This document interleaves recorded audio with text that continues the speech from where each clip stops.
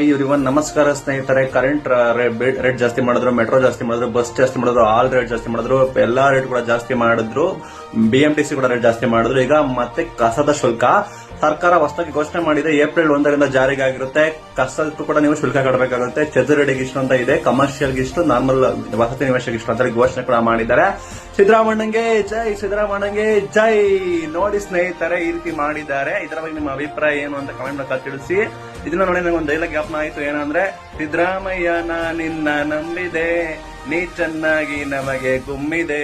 ಸಿದ್ದರಾಮಯ್ಯ ನಿನ್ನ ನಂಬಿದೆ, ನೀ ಚೆನ್ನಾಗಿ ನಮಗೆ ಗುಮ್ಮಿದೆ. ಪ್ರತಿಯೊಂದರಲ್ಲೂ ಟ್ಯಾಕ್ಸ್ ಇನ್ಕ್ರೀಸ್ ಮಾಡ್ತಾ ಇದ್ದಾರೆ. ಕೇಂದ್ರ ಸರ್ಕಾರದವರು ನಮ್ಮನ್ನ ರಕ್ತ ಈರ್ತಾ ಇದ್ದಾರೆ. ಜಿಎಸ್ಟಿ ಟ್ಯಾಕ್ಸ್ ಅಂತ ಹಾಕೋಬಿಟ್ಟು ಇವರು ರಾಜ್ಯ ಸರ್ಕಾರದವರು ಸಿಕ್ಕಿಲ್ಲ ಟ್ಯಾಕ್ಸ್ ಕೊಡ್ತಾ ಇದ್ದಾರೆ. ಗ್ಯಾರಂಟಿ ಕೊಟ್ರಿ, ಈಗ ಜನರಿಗೆ ಯಾಕೆ ಈ ರೀತಿ ಮಾಡ್ತಾ ಇದ್ದೀರಾ? ಹೋಗ್ಬಿಟ್ಟು ಉಸಿರಾಡೋ ಗಾಳಿಗೂ ಟ್ಯಾಕ್ಸ್ ಹಾಕ್ತಾರೆ, ಬಿಟ್ರೆ ಅಲ್ಲಿ ಹೆಣ ಸುಡ್ತಾರಲ್ಲ ಅದಕ್ಕೂ ಕೂಡ ಸಾಕ್ತಾಕ್ತಾರೆ. ಹೆಣದ ಮೇಲೆ 18% ಜಿಎಸ್ಟಿ ಅಂತ ಹಾಕ್ಬಿಡಿ. ಅತ್ಲಾಗಿ ಜನ ಬದುಕಬೇಕಾ ಸಾಯ್ಬೇಕಾ? ಬೆಂಗಳೂರು ಜನತೆ ಅಂತೂ ಸಿಕ್ಕಿಲ್ಲ ಟ್ಯಾಕ್ಸ್ ಅಂತ ಇದ್ದೀರಾ. ಎಲ್ಲಾ ರೇಟು, ಆಲ್ ರೇಟು ಎಲ್ಲ ಗಗನಕ್ಕೆ ಹೋಯ್ತು. ಮೆಟ್ರೋ ಅಂತೂ ಕೇಳಲೇಬೇಡಿ. ಮೆಟ್ರೋ ರೇಟ್ ಅಂತೂ ಆಕಾಶಕ್ಕೆ ಹೋಗಾಯ್ತು. ಸಾಮಾನ್ಯ ಜನರು ಕೂಡ ಎಕ್ಸ್ಪೆನ್ಸಸ್ ಮಾಡಕ್ಕೆ ಆಗೋದಿಲ್ಲ ಅಂತ ಪರಿಸ್ಥಿತಿಗೆ ತಂದಿದ್ದೀರಾ. ಮತ್ತೊಮ್ಮೆ ನೀವು ಕಸಕ್ಕೂ ಕೂಡ ಟ್ಯಾಕ್ಸ್ ಹಾಕ್ತಾ ಇದ್ದೀರಾ ಅಂದ್ರೆ ಎಷ್ಟು ನೀವು ಭಿಕಾರಿ ಆಗಿದ್ದೀರಾ, ಎಷ್ಟು ನಿಮ್ಮ ದುಡ್ಡಿಲ್ಲ, ಗ್ಯಾರಂಟಿ ಕೊಟ್ಟು ಎಷ್ಟು ನೀವು ಅನುಭವಿಸ್ತಿದ್ದೀರಾ ಅನ್ನೋದು ಇದರಲ್ಲಿ ಗಮನಿಸ್ತಾ ಇದೆ.